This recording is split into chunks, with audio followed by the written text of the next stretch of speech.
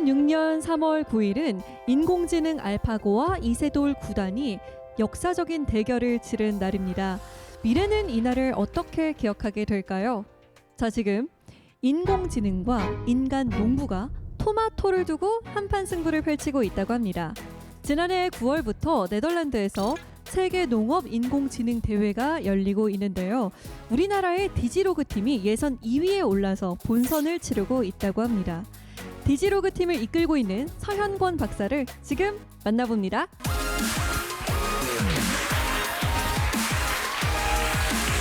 네, 반갑습니다. 안녕하세요, 박사님. 자, 저희가 인공지능 얘기는 정말 많이 들어봤는데 인공지능과 농업 사실 잘 연결이 안 되거든요. 농부의 일자리도 이제 없어지는 건가요? 네, 인공지능이 오늘 다양한 삶의 저희들 그 영역에서 어떤 변화들을 만들어 나가고 있는데요.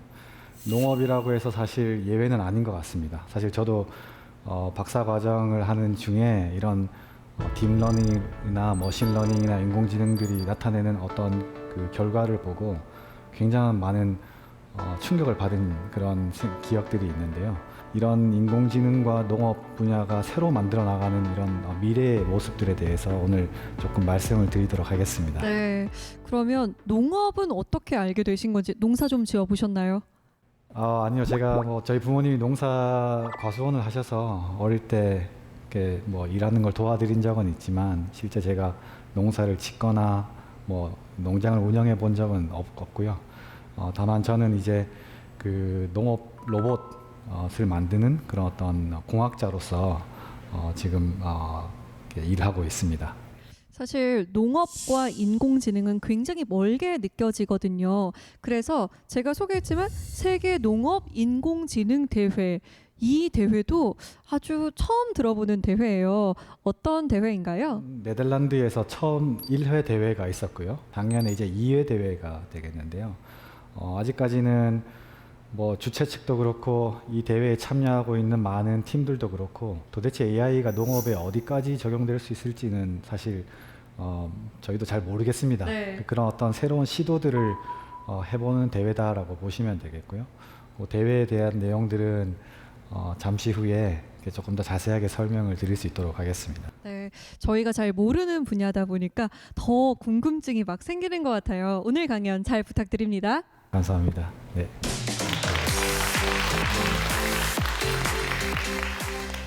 네, 오늘 말씀드릴 내용은 인공지능과 농업, 미래 농업에 대한 이야기들입니다.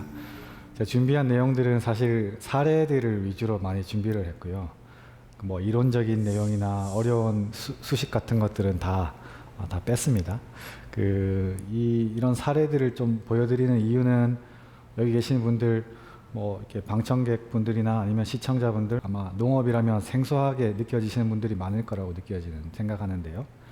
이런 농업에서의 기술들이 적용되는 것들을 보시고 좀 다양한 상상력을 좀 해보실 수 있으면 좋지 않을까 하는 생각도 있고, 그리고 또 혹 나중에 내 미래를 농업이나 인공지능에 찾고자 하시는 그런 젊은 분들에게는 좀 어떤 자극이 됐으면 좋겠다 하는 생각에 내용들을 좀 준비를 했습니다. 네, 진행자분께서 말씀해 주신 것처럼 2016년 우리 광화문 한국인데요. 인공지능과 그 다음에 이세돌 구단의 바둑 대결이 있었습니다. 여기 계신 분들 다 잘 아실 거라고 생각이 드는데요. 저는 저 대회가 이루어지는 당시에 네덜란드에서 박사 논문을 쓰고 있었는데요. 그 당시 네덜란드나 독일이나 프랑스, 유럽에서도 매일 이런 뉴스들이 이렇게 나왔던 기억이 있습니다. 한국뿐만이 아니라 유럽 혹은 아마 전 세계가 다 주목했던 그런 대회가 아니었나 생각이 드는데요. 저 대회를 계기로 많은 분들이 생각하시는 그런 인공지능이 우리 삶에 더 가까이 다가왔구나라는 것을 아마 느끼셨을 거라고 생각이 들고, 저를 비롯해서 많은 연구자들 또한 우리가 생각하는 것보다 훨씬 더 빠른 속도로 우리의 삶에 들어오고 있구나 하는 것을 알 수 있었던 그런 대회였는데요. 이런 농업 분야에서도 마찬가지로 인공지능의 저런 발전되는 것들을 보고 그러면 과연 우리 작물을 재배하는 데 있어서 어떤 인공지능을 적용해 볼 수 있지 않을까 하는 그런 생각을 한 사람들이 있습니다. 그래서 궁극적으로는 사람과 인공지능 과연 누가 더 작물 재배를 잘할까? 우리 사람의 먹거리와 연결되는 부분인데요. 이제 그런 고민들을 네덜란드에서 하였었습니다. 그래서 네덜란드 자율 온실 대회라고 표현이 되고 AI와 센서로 만드는 미래의 온실이다라는 이런 주제를 가지고 2018년도에 그 사람과 그 다음에 인공지능 과연 누가 더 작물 재배를 잘할까 하는 그런 세계 대회가 있었습니다. 네, 보시는 것처럼 네덜란드 원에 하면 세계 최고 수준입니다. 자동화 시설이라든지 기계 시설이라든지 굉장한 넓게 농장이 운영되고 있지만 실제 일하는 사람은 몇 명 되지 않는, 어떻게 보면 이게 공장인지 농장인지 헷갈릴 정도로 그런 자동화들이 굉장히 이렇게 활용이 많이 되고 있는데요. 하지만 여전히 중요한 전략들은 사람 재배자가 내리고 있습니다. 예를 들어서 이 작물이 필요한 그런 환경을 어떻게 맞춰줄 것인가에서부터 시작해서 나중에 이 작물을 수확을 해서 어디다가 언제 갖다 팔 것인가, 그러면 도대체 이윤을 얼마나 남길 수 있을까, 이런 중요한 전략들은 사실 사람이 모두 다 내리고 있는데요. 만약에 인공지능으로 하여금 이런 전략들을 사람을 대신하게 해보면 어떨까? 그래서 궁극적으로는 이런 자동화된 기계, 우리 사람의 손과 발을 대체해주는 기계뿐만이 아니라 더 나아가서는 농장 전체를 운영을 하는 그런 것들도 다 인공지능에 맡겨보면 어떨까? 그래서 완전 무인으로 운영되는 그런 어떤 농장을 만들 수 있지 않을까 하는 질문에서 시작된 대회입니다. 제1회 대회 결승에 진출한 팀들을 보시면 마이크로소프트나 인텔이나 텐센트 같은 어떻게 보면은 농업과 관계없는 전혀 어떻게 보면 관계없는 그런 기업들이, 저런 기업들에서 AI를 연구하는 팀이 작물 재배 연구자들과 그 다음 혹은 그 시설 원해를 하는 그런 박사님들과 같이 팀을 이루어서 팀을 이룬 팀들이 결승에 5개가 이렇게 올라갔었고요. 물론 여기 5개 팀들 사이에서 서로 누가 더 잘 짓나 하는 이런 경쟁도 하지만 동시에 그 사람 전문가 팀을 또 같이 구성을 하였습니다. 저는 이제 오이의 이세돌 팀이다라고 이렇게 부르는데요. 그 오이 하면 둘째 가라고 하면 서러울 정도의 그런 농민분들과 오이 연구자분들, 네덜란드 연구자분들이신데 이 팀을 이루어서 같이 그럼 과연 사람과 이 결승에 진출한 5개 팀 과연 누가 또 더 잘할 수 있을까를 경쟁을 해보는 그런 형태로 결승전은 진행이 되었습니다. 결승전 재배 장소는 네덜란드 와게닝겐 대학 그 연구 온실동이 되겠고요.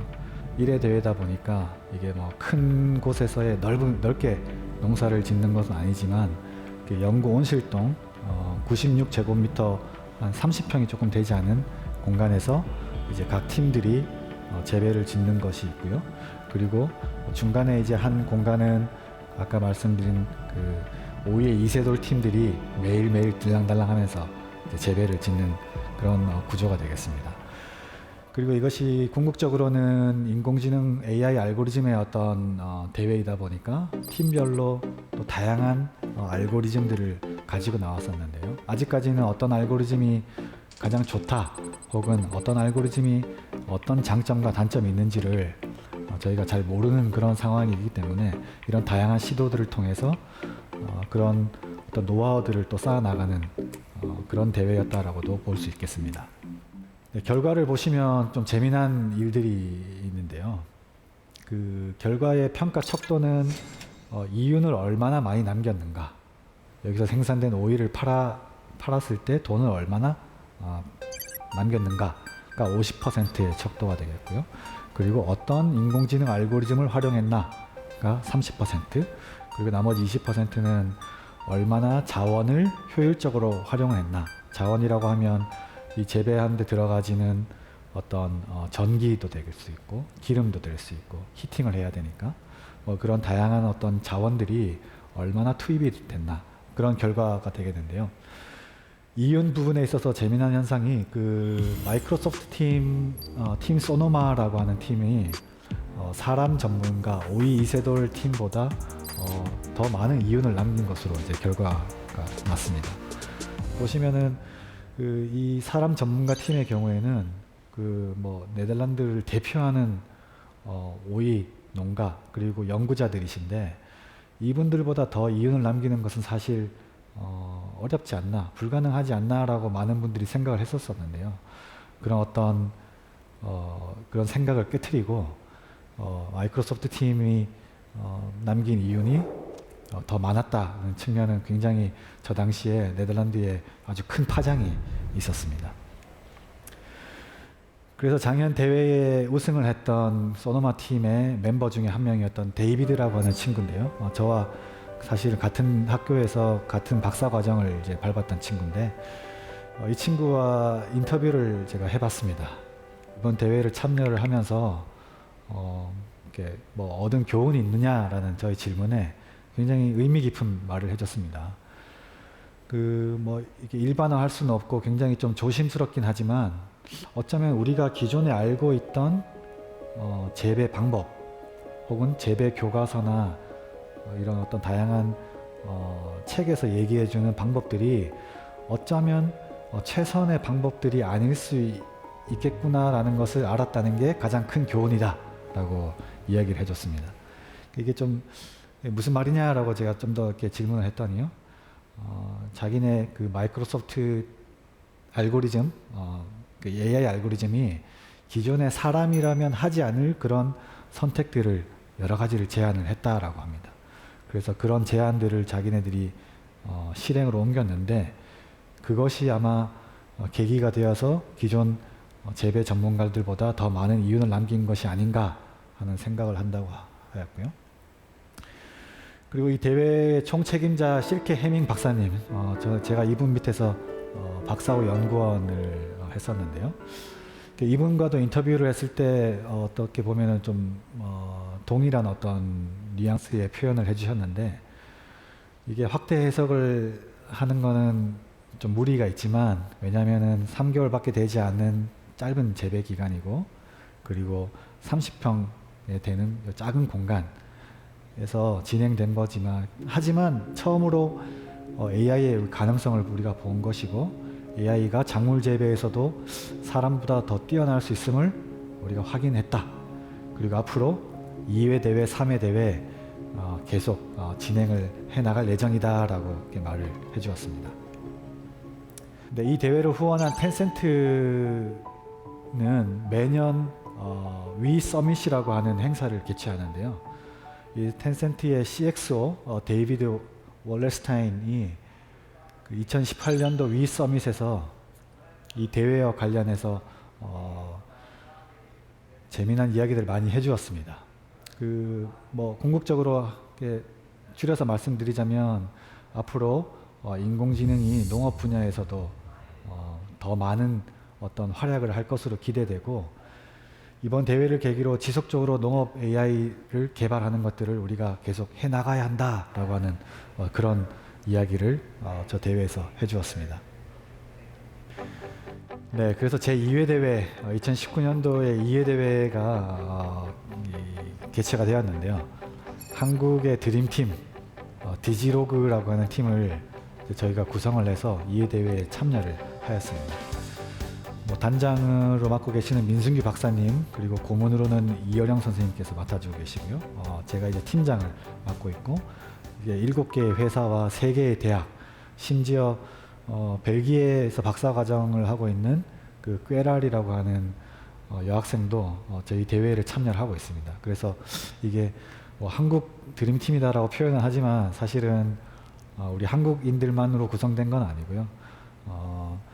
외국인들도 있고 그리고 예선전의 멤버 중에서는 사실 미국 국적의 멤버들도 2명이나 참여를 하고 있습니다. 저희가 이 참여를 결정한 이유는 우리 한국 어떤 스마트 농업, 에그테크의 현 주소를 좀 진단해 보면 좋겠다는 생각과 동시에 그 추후에 우리 한국에서 이런 아시아 농업 대회를 개최해 보면 좋겠다는 생각으로 이 대회를 참여를 하게 되었는데요. 대회의 목표는 그 AI를 적용을 해서 원격으로 방울토마토를 이제 재배하는 형태가 되겠는데요. 사람의 손과 발을 AI가 대신해 주지는 않습니다. 다만 그 작물의 성장 단계에 따라서 어떤 다양한 의사 결정들이 필요한데, 이런 의사 결정들을 인공지능으로 하여금 내리게 하고, 이것이 과연 사람보다 더 나은 결정인지 아닌지, 그래서 궁극적으로는 주어진 공간에서의 어떤 생산 효율성을 극대화해보자 라고 하는 방향이 되겠습니다. 그 대회 일정은 2019년 7월에 팀 등록을 이제 받았고요. 그리고 9월 12일에서 13일 한국에서는 추석 기간이었는데 저때 예선전이 이루어졌었고, 그리고 한 3주 전이 되겠는데요. 12월 20일부터 대회 결승전이 시작이 되어서 올해 6월 달까지 실제 재배가 진행되는 방식으로 운영이 됩니다. 그 AI 기반의 온실 제어라고 표현을 드리는데요. 기존의 사람이 의사를 결정을 내리던 방식들을 AI로 대체하고자 하겠다는 내용입니다. 말씀드린 것처럼 사람의 손과 발을 AI가 대체하겠다는 것은 아니고, 이 재배 과정에서 필요한 많은 어떤 제어 결정들이 있는데, 그런 결정들을 이제 인공지능 알고리즘으로 하여금 시도해 보겠다라고 하는 것들이 이제 대회의 목표가 되겠습니다. 그래서 저희 팀이 추석 기간 동안 네덜란드를 다녀왔습니다.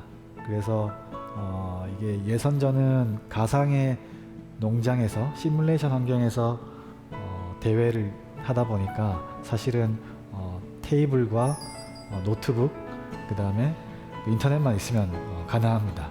서버에 접속을 해서 저희가 그 가상의 농장에서 농사를 짓고, 그리고 실제 그 결과값을 가지고 비교를 하는 형태가 되겠는데요. 보시는 것처럼 다들 팀별로 저렇게 큰 탁자에 앉아서 서로 이야기를 하면서 24시간 동안 이제 진행이 되었습니다. 감사하게도 저희 팀 디지로그가 예선에서 2등을 해서 본선에 진출하게 되었고요. 그 예선전 장면들을 잠깐 영상으로 좀 보시겠습니다.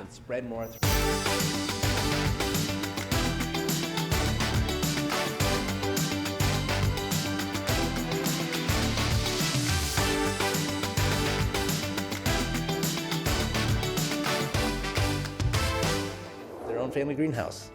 It's up to them. Number 5, tomatoes. Number 4, Mators. Number 3, IUA.cars. Number 2, Digilog. The winner of the 2019 Autonomous Greenhouse Challenge is AICU. Congratulations.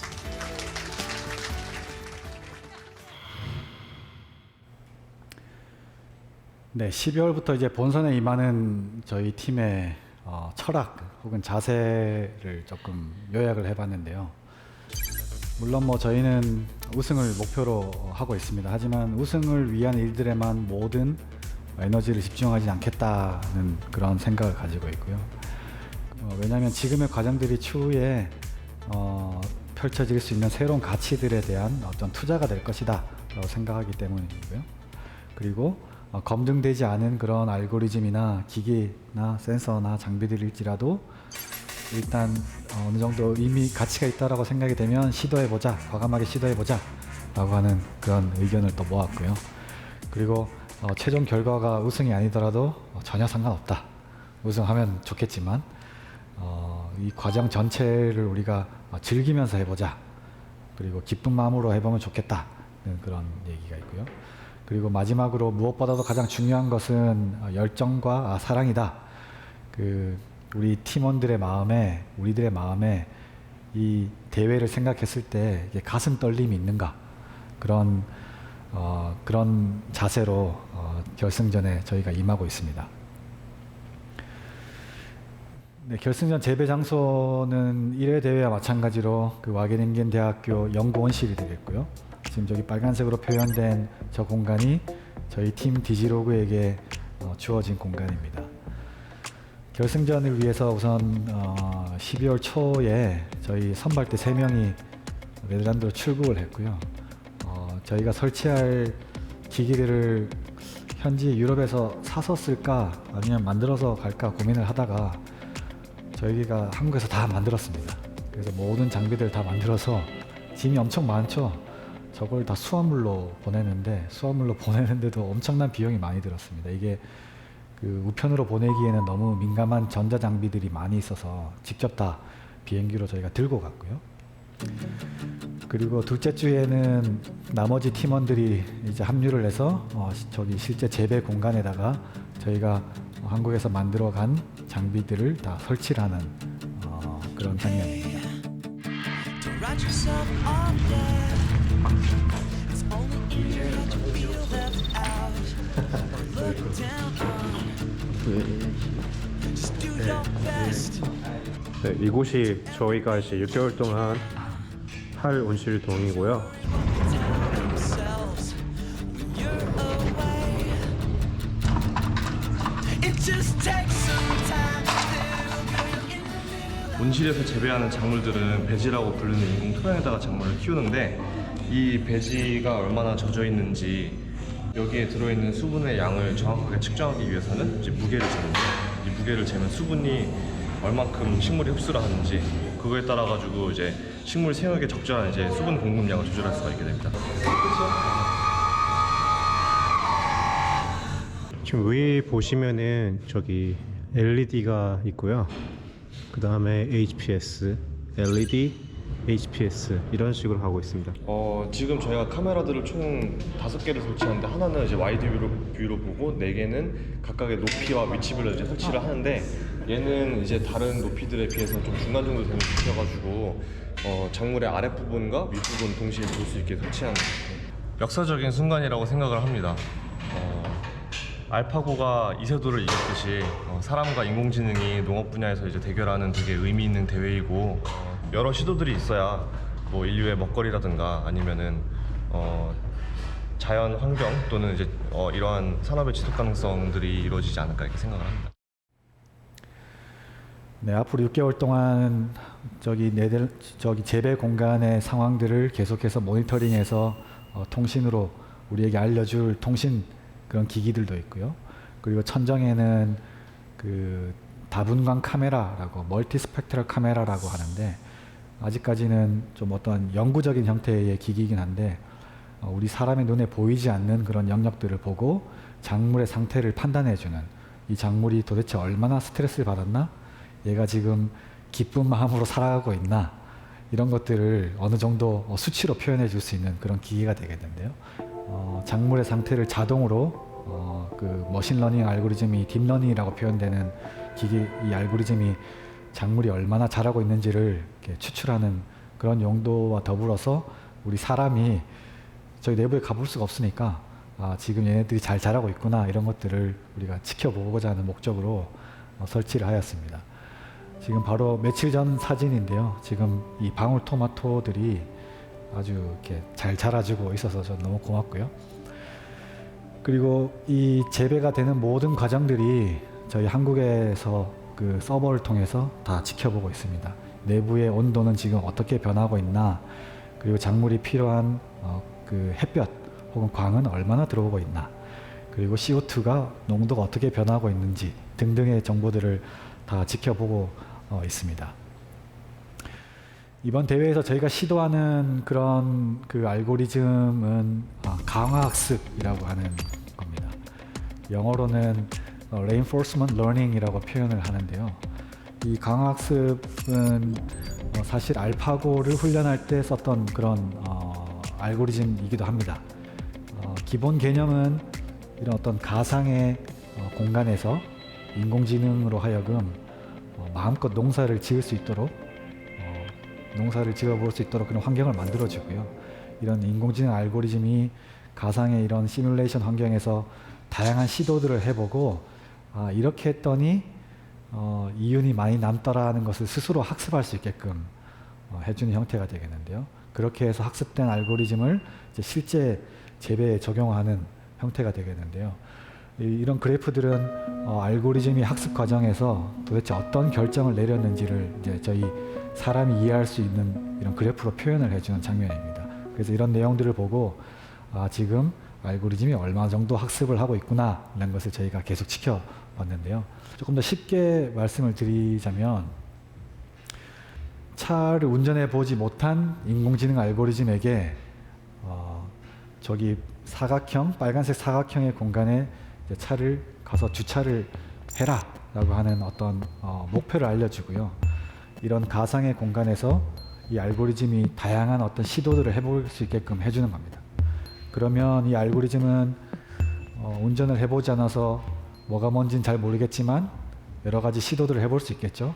뭐 가속도 해보고 브레이크도 밟아보고 핸들도 틀어보고 그리고 지금 내 위치와 그 센서가 주는 정보가 얼마나 차이가 나는지도 시도를 해보고 이런 다양한 시도들을 하는 과정 중에 만약에 벽에 부딪혔다거나 혹은 차선을 넘었다거나 아니면은 다른 차에 부딪혔다 이럴 경우에는 쉽게 말씀드려서 마이너스 점수를 주고요. 그리고 그 차선을 따라서 잘 이동을 하거나 아니면은 정해진 어떤 그 길들을 잘 따라간다라고 할 때는 그 플러스 점수를 주는 겁니다. 그래서 이런 과정들을 한 30만 번 정도 반복을 하다 보면 이 알고리즘이 스스로 파악을 하는 거예요. 이렇게 했더니 내가 더 많은 가점을 얻는구나. 이렇게 했더니 내가 마이너스 점수를 받아서 하면 안 되겠다는 것을 이제 학습을 하는 겁니다. 그래서 사람이 직접 일일이 가르쳐 주지 않았음에도 불구하고 나중에는 뭐 완벽하진 않습니다만 저 공간에 잘 가서 주차를 하는 그런 장면인데요. 이와 동일한 컨셉으로 적용을 했다라고 보시면 되겠습니다. 그래서 저희가 이런 어떤 가상의 그 온실 공간, 재배 공간을 만들어 놓고 이 안에서 인공지능으로 하여금 다양한 시도들을 통해서 학습하고 재배하는 것들을 이제 배울 수 있게끔 했다는 측면에서 강화학습을 저희가 적용을 하고 있습니다. 네, 저희 결승 멤버들인데요. 저는 팀장을 맡고 있고요. 그리고 아이오 크롭스라고 하는 이 세 번째 이 친구는 기계공학을 로봇공학을 전공한 친구인데 이제 농업 분야에서의 센서나 데이터 기반의 사업을 해보겠다라고 해서 스타트업을 창업을 한 친구입니다. 그리고 소프트웨어나 서버 인터페이스를 담당해주고 있는 이지팜이 있고 그리고 알고리즘을 프로그래밍해주고 개발해주고 있는 스페이스워크. 스페이스워크라고 하는 저 스타트업은 사실은 부동산 혹은 건축 설계에 인공지능을 서비스를 해주는 회사입니다. 어떻게 보면 농업과 관련이 없는 회사인데 이번 대회에 참여를 하게 되었는데요. 그 이유는 주어진 공간을 어떻게 최대한 효율적으로 활용할 것인가, 인공지능을 적용을 해서 어떤 건물들을 설계할 것인가 이런 것들을 추구하시는 분들인데 앞으로 재배하는 그런 어떤 작물 재배 공간 혹은 그 농사를 짓는 그 공간도 어떻게 하면 효율적으로 설계할 수 있을까라는 그런 아마 목표를 가지고 저희 팀에 참여를 하게 되었고요. 네, 지금까지 보신 내용들은 이게 농업이라고 표현을 할 수는 있겠지만 사실은 거기 들어가지는 기술들을 보면 최신의 강화학습 알고리즘이라든지 아니면 통신 장비라든지 센서라든지 이런 것들은 사실 다른 산업들에서 다양하게 활용되고 있는 것들을 농업에 적용한 것들이라고 보시면 되겠는데요.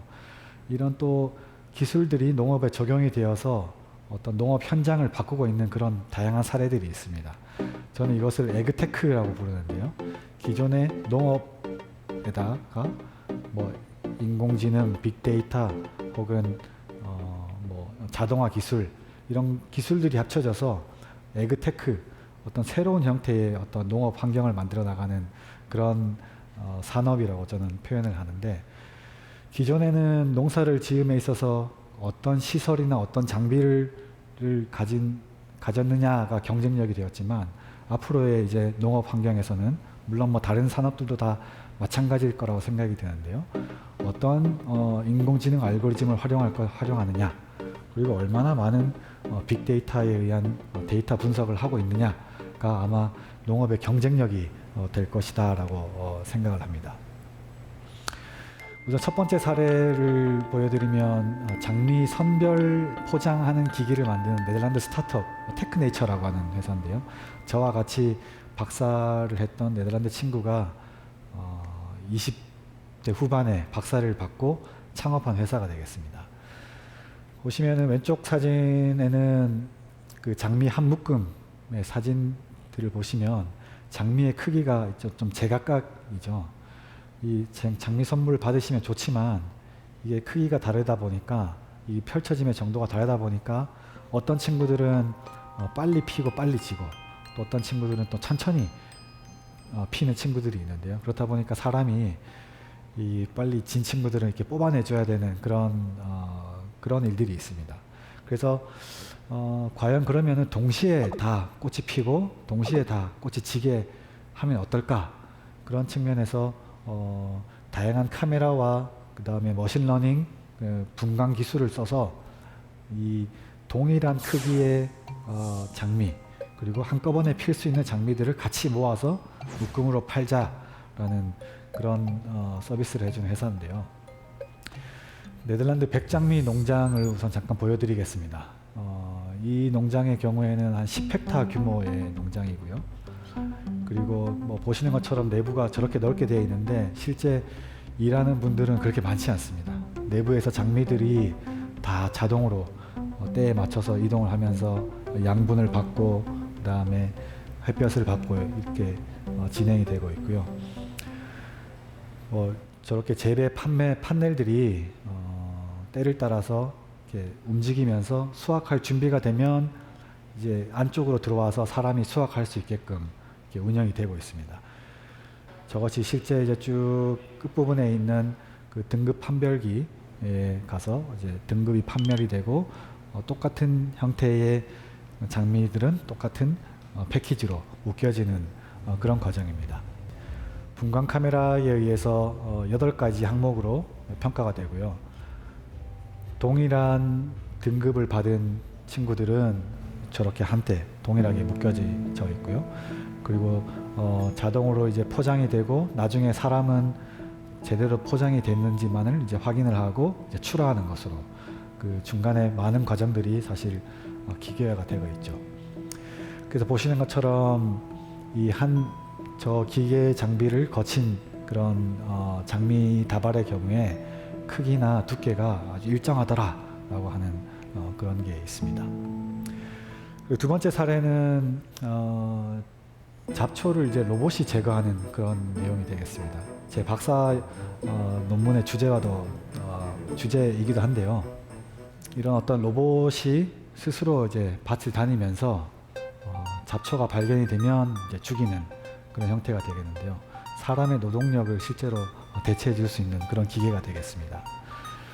이게 뭐 제일 어려운 부분은 잡초와 작물을 이제 구분해내는 것인데요. 실제 뭐 사람에게 있어서도 사실 그렇게 쉬운 일은 아닙니다.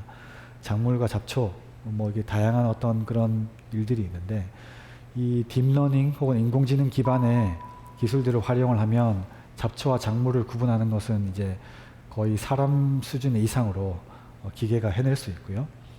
그리고 뭐 이것을 기반으로 판단이 되면 마이크로 스프레이어라고 하는 이제 딱 그 잡초에게만 약을 뿌려서 죽인다든지 아니면 더 나아가서는 지금 연구가 되고 있는 것처럼 레이저로 이제 쏴서 죽이는 형태. 그렇게 되면 유기농을 하시는 분들은 약을 칠 수 없는 분들의 경우에는 적용할 수 있는 그런 사례가 되겠습니다. 뭐 올해 들어서 이런 어떤 실제 잡초 제거를 해주는 로봇들이 상용화가 되고 있는데요. 조만간 우리 농업 현장에서 저런 기계들을 만날 수 있을 것 같고요. 그리고 세 번째 사례는 연어에 관한 내용인데요. 여러분들 연어 많이 좋아하실 것 같습니다만 시중에 우리가 먹고 있는 연어의 대부분은 양식이 된 연어다라고 보시면 되겠습니다. 연어 양식하면 노르웨이가 세계에서 가장 많은 세계 최대 연어 생산국인데요. 이 연어 양식에 있어서 가장 큰 문제는 바다 기생충 혹은 바다 물이, 머리에 생기는 이 같은 그런 이가 이제 가장 큰 문제가 됩니다. 그래서 연어의 이 표피에 이가 이렇게 붙어서 이 이가 연어를 계속 갉아먹고요. 재래를 제대로 이렇게 처리해주지 않으면 연어가 이제 죽게 되는 그런 문제가 생기는데요. 이런 바다 물리를 잡기 위해서 사실은 노르웨이에서는 많은 항생제를 투여를 하고 있습니다. 그러다 보니 당연히 오염이 더 되는 건 당연한 일이고요. 그 항생제를 쓰지 않는 농가들의 경우에는 이 바다 기생충을 먹고 사는 어떤 천적 물고기를 또 같이 넣기도 하는데, 이런 친구들을 연어가 가끔씩 잡아먹는 게 문제가 되겠습니다. 그래서 사실 장기적인 어떤 해결책은 못 된다라고 볼 수 있면 되겠는데요. 최근에 이 두 회사에서 그러면은 그 레이저를 통해서 이 연어 이를 잡아보자, 바다 물 이를 잡아보자라고 하는 그런 시도들을 하고 있는데요. 그 물속에 카메라를 넣어놓고요. 그 인공지능 기술에 의해서 그 연어의 표면에 붙어 있는 그 바다 물 위를 탐지를 하고, 그 탐지가 되면 레이저를 쏴서 이제 죽이는 그런 기기가 되겠습니다. 레이저는 아주 약한 강도로 쏘기 때문에 연어에게는 사실 무해하지만 바다 물리의 경우에는 레이저를 받았을 경우에 죽게 되는 형태가 되겠는데요. 네, 창조적 플레이가 되자라고 하는 그런 내용으로 이제 제 강연을 마무리하고자 하는데요. 그 보신 것처럼 이런 어떤 인공지능이나 딥러닝, 그리고 카메라 기술, 그리고 심지어는 레이저 기술들이 농업에서도 많이 적용이 되고 있습니다.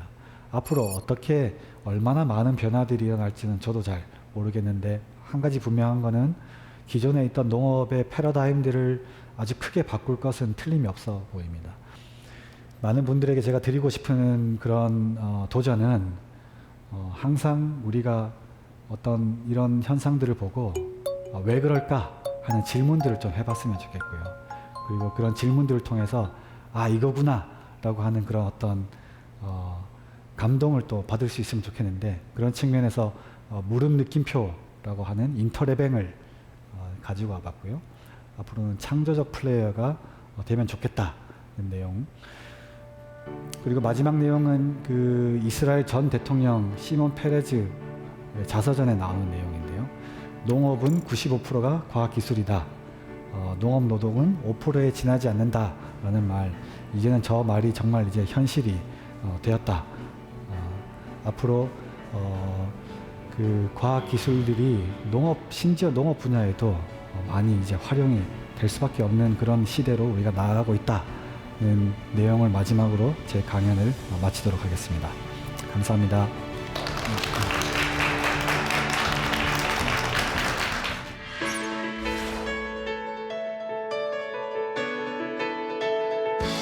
네, 박사님 이야기를 듣고 나니까 앞으로 우리 농업이 어떻게 변화가 될지 진짜 궁금하기도 하고 기대가 되기도 합니다. 저 근데 아까 보니까 고문에 이어령 선생님이 적혀 있더라고요. 네네. 디지로그라는 팀 이름도 이어령 선생님이 직접 지어주셨다고 들었는데 어떻게 인연이 닿게 된 건가요? 네, 맞습니다. 저희 팀 이름을 사실 이혜령 선생님께서 하사해 주셨습니다. 그 디지로그라고 하는 표현은 이혜령 선생님께서 처음 이제 쓰신 표현인데요. 디지털과 아날로그를 이제 합쳤다. 그런 측면에서 디지로그라고 하는 이름의 책도 쓰셨는데요. 이 디지털로 대표되는 이런 기술들, 그리고 아날로그로 대표되는 어떤 농업의 현장들을 잘 조화를 해서 팀이 대회에 나가면 좋겠다라고 하는 그런 취지로 저 이름을 주셨고요. 그리고 지난 5월 달에 이혜령 선생님 자택에 저희 팀원들을 다 오라고 하셔서 저희가 가서 이혜령 선생님을 뵙고 저희 팀 출범식을 이혜령 선생님 자택에서 했었습니다. 저는 이 강의를 들으면서 궁금했던 게 아까 보니까 그 네덜란드에 장미꽃 이렇게 분류하는 거 있잖아요. 네. 엄청 뭔가 멋져 보이더라고요. 그래서 우리나라랑 네덜란드랑 수준 차이가 어느 정도가 나는지, 우리나라 농업은 지금 어느 정도 위치인지가 궁금하더라고요. 어떤가요? 네덜란드와 한국은 사실 격차가 많이 있습니다. 그 네덜란드의 경우에는 뭐 한 50년 이상 되는 긴 시간 동안 규모화 이제 점차 대규모화들을 계속 진행을 해 왔고요. 그리고 자동화 기술들을 계속 꾸준히 이제 도입해 왔습니다. 뭐 네덜란드의 경우 유럽 전체가 다 마찬가지겠지만 뭐 한국과 또 동일한 상황인데요. 그 농촌에 점차 인구가 줄어들고 있고 젊은 층들이 농촌으로 점차 안 들어가고 있기 때문에 어쩔 수 없는 선택이었다라고 판단이 되는데, 다만 우리보다 더 앞서 나가서 그런 작업들을 이제 진행하였기 때문에 아까 보신 것처럼 그런 대규모의 농장에서 사람 몇 명이 그 전체를 이제 자동으로 운영하는 이런 시스템들이 굉장히 일반화되어 있다라고 보시면 되겠는데요. 거기에 비해서 아직까지는 우리가 규모적으로는 네덜란드와는 사실 경쟁을 하기가 힘들다라고 보고 있습니다. 우리 한국의 경우에는 대다수가 뭐 90% 이상이 이제 소농가인데요. 이 소농들의 경우에는 사실 저런 어떤 대농이 하는 것과 직접적인 경쟁을 하기는 어렵지만, 근데 다만 제가 이제 바라는 것은 앞으로 이런 어떤 AI라든지 이런 빅데이터라든지 이런 새로운 기술들이 어쩌면 이런 작은 사이즈의 우리 농업 규모이지만 무언가 새로운 가치들을 더해줄 수 있는 기술이 되지 않을까 하는 그런 기대감과 그런 어떤 생각들은 많이 하고 있습니다. 저도 지금 질문들이 막 쌓여가는데 아마 듣고 계신 분들도 질문이 많이 있을 것으로 생각이 됩니다. 질문 한번 받아볼까요? 네. 안녕하세요. 강연 너무 잘 들었고요. 저도 장미꽃 그 얘기를 들으면서 생각을 했는데, 장미꽃을 그게 일정하게 크기를 맞추는 것처럼 혹시 과일 같은 거에서도 뭐 크기랑 모양뿐만 아니라 그 맛 같은 것도 일정하게 그런 기술을 이용해서 할 수 있을지가 궁금해졌어요. 네, 좋은 질문 주셨습니다. 네, 그 사실 농산물의 경우에는 이게 공장에서 생산되는 어떤 제품과는 이 다양성이 굉장히 많이 있습니다. 같은 나무에서 피는 사과지만, 혹은 뭐 장미지만, 혹은 뭐 배지만, 이게 크기가 다 제각각이고 생긴 것도 다양한 형태가 있는데요. 근데 우리 소비자 입장에서는 가능한 한 모양들이 다 이쁘고 이렇게 동일하면 좋겠죠. 그런 제품들이 사실 더 많은 가격을 받고 있는데요. 그런 측면에서도 많은 연구들이 지금 이루어지고 있습니다. 뭐 인공지능 기술이라든지 딥러닝 기술에 의해서 어떤 등급을 판별한다든지, 아니면 심지어 근적외선이라고 하는 그런 눈에 보이지 않는 기술들을 이용을 해서 실제 사과의 경우에 우리가 이렇게 껍질을 벗겨보지 않고도 내부에 어느 정도의 설탕 혹은 당도가 있겠구나 하는 것을 예측할 수 있는 그런 어떤 기술들이 많이 개발되고 있는데요. 조만간 아마 이런 내용들도 우리 농업의 현장에 적용되지 않을까 하는 생각이 듭니다. 감사합니다. 네, 또 다른 분 질문 받아보겠습니다. 네. 강연 너무 잘 들었습니다. 저희 집도 농장을 하고 있는데요. 저렇게 AI가 해주면 되게 좋을 것 같다는 생각을 많이 했는데, 지금 현재 농장에 있는 그런 기계들도 사실 가격이 되게 비싼데 저런 기계들이 한국에서도 상용화가 될 수 있을까? 네, 좋은 질문, 아주 좋은 질문 주셨습니다. 그 말씀드린 것처럼 한국의 경우에는 대다수가 다 소농가들입니다. 이런 소농가들은 사실 어떤 저런 비싼 장비나 센서들을 도입하기가 굉장히 어려운 일인데요. 저도 저희 부모님도 한 2,000평 되는 공간에, 작은 넓지 않은 공간에 과수원을 하셔서 저희도 소농가 출신인데 지금 당장에는 이런 것들을 도입하기가 어려울 거라고 봅니다만, 그 말씀드렸던 것처럼 우리가 이 대회를 참여한 궁극적인 목표는 이제 추후에 아시아 농업 인공지능 대회를 우리 한국에서 개최해 보고자 하는 그런 목표가 있는데요. 이 아시아 농업 인공지능 대회는 말씀해 주신 것처럼 이런 비싼 장비들을 사용할 수 없는 대다수의 농가들 분들을 위해서 우리가 어떻게 하면 저렴한 가격의 하드웨어 혹은 싼 가격의 센서들을 가지고 이것이 최첨단 기술은 아닐지 몰라도 이런 가용한 장비들을 가지고 어떤 인공지능 알고리즘들을 우리가 활용을 해서 지금 우리 주어진 농업 환경에서의 생산성을 극대화해 볼 것인가 하는 그런 목표를 향해서 달려가고 있습니다. 그래서 지금 당장에는 죄송합니다만은 아까 보여드렸던 분광 카메라라든지 이런 장비들은 너무 비싸서 소농가들이 쓰기는 어려우실 거고요. 다만 추후에는 우리 한국 환경에 맞는 그런 기기들도 점차적으로 개발이 돼야 될 것으로 그렇게 생각하고 있습니다.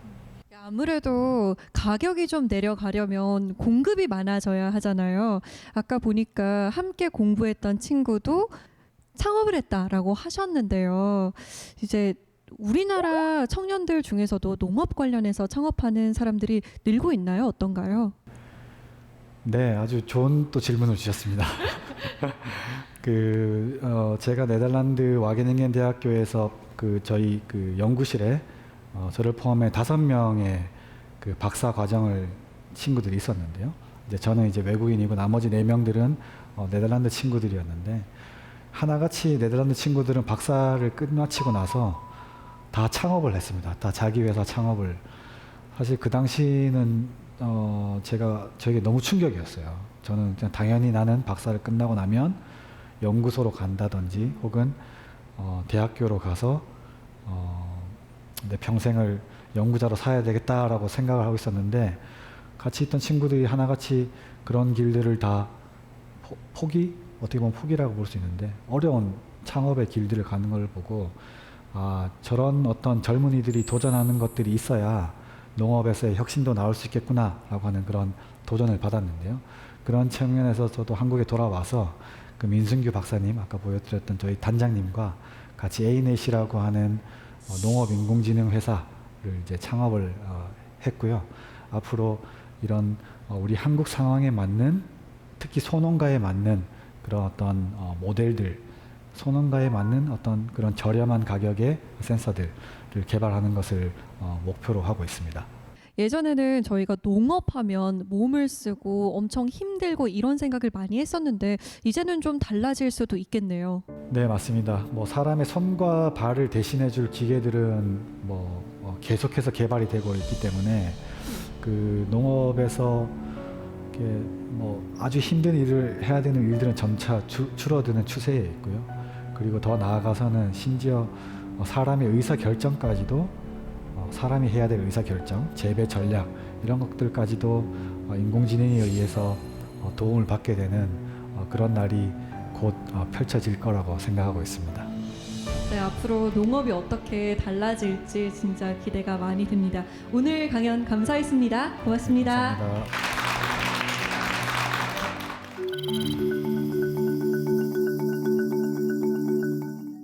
한국 경제의 미래는 농업에 달려 있다. 세계 3대 투자자로 꼽히는 짐 로저스가 한 말이죠.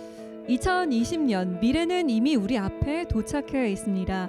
앞으로 4세계 공동체에서는 이 미래를 어떻게 이해해 나갈지 알아볼까 합니다. 저와 함께 4세계 공동체가 되어 주시겠어요? So you